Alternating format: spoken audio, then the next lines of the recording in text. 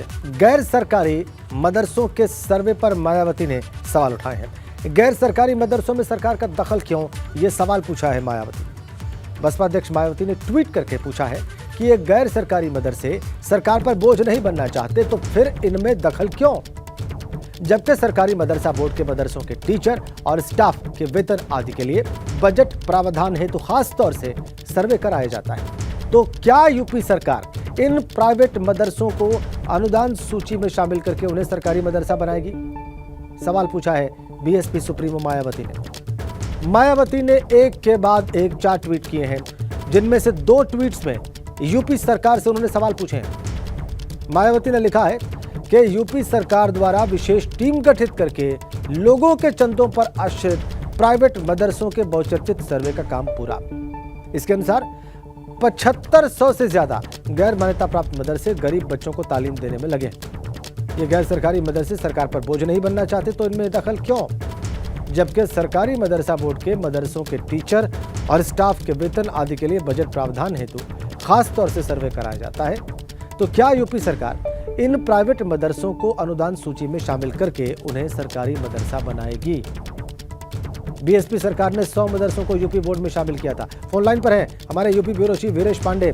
मायावती के इस प्रश्न पर, इस ट्वीट पर और विस्तार से हमें जानकारी देंगे। वीरेश, देखिए राजेंद्र, विस्तार से जानकारी देने से ज्यादा महत्वपूर्ण इस बात में समझना है कि आखिर मदरसों को लेकर, अल्पसंख्यकों को लेकर, मुसलमानों को लेकर मायावती इतनी संजीदा क्यों है, कब से है, क्यों इतना अलर्ट है और क्यों इतना वो प्रोएक्टिव है। जो पूर्ण विराम हमारा एबीपी गंगा का विशेष वीकली शो था, जिसमें ये बताया गया था कि 2022 के चुनाव के रिजल्ट निकलने के बाद जिस तरीके से मुस्लिम अल्पसंख्यक समुदाय को लेकर मायावती ज्यादा प्रोएक्टिव है, उसे सेंधमारी करना चाहती है। इसलिए आज के इस ट्वीट को, एक के बाद एक लगातार ट्वीट मदरसों को लेकर जिस तरीके से मायावती ने किया है, इसे समझना होगा कि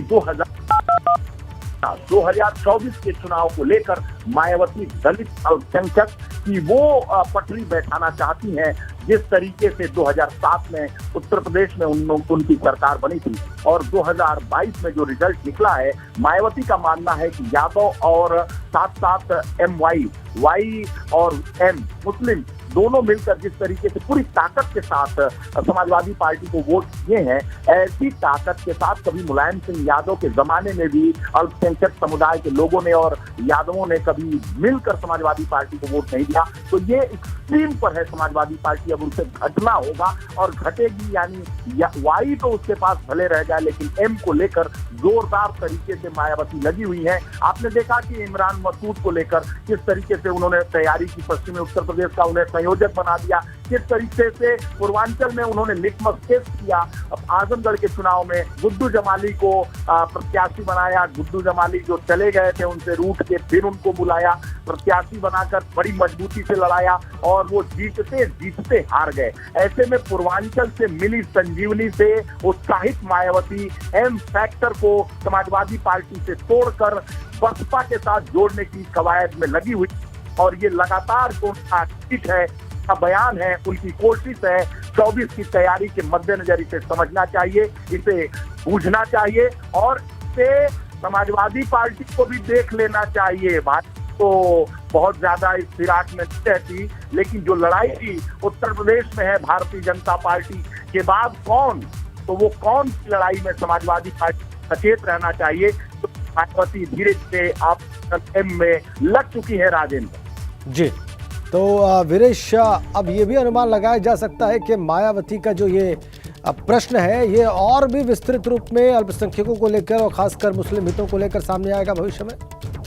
निश्चित रूप से मायावती ने 22 के रिजल्ट के बाद ही अगले हफ्ते से तैयारी शुरू कर दी है 24 को लेकर।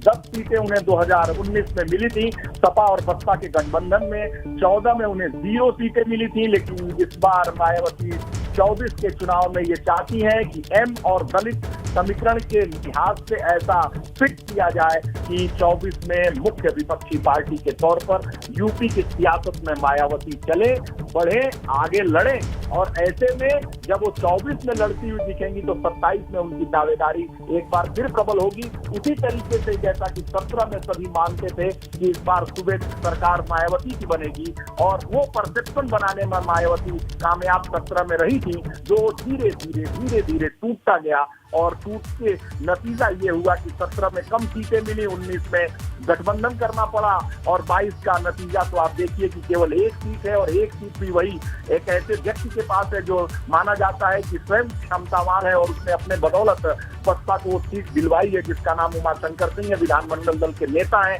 काफी पैसे वाले और बहुत धनबली माने जाते हैं। तो माना ये जाता है कि वो सीट धन बल के बदौलत, बाहुबल के बदौलत बढ़िया सीट जीती है। ऐसे में मायावती जीरो मान सकते हैं कि इस बार 2022 के चुनाव में रही हैं। तो इसलिए मायावती उत्तर प्रदेश की सियासत में मुस्लिम वोट बैंक के आधार पर चाहती हैं कि वो 24 में अपने को लड़ते हुए दिखाएं, जिसका फायदा उन्हें 27 में मिले। राजेंद्र जी, बहुत धन्यवाद आपका विदेश।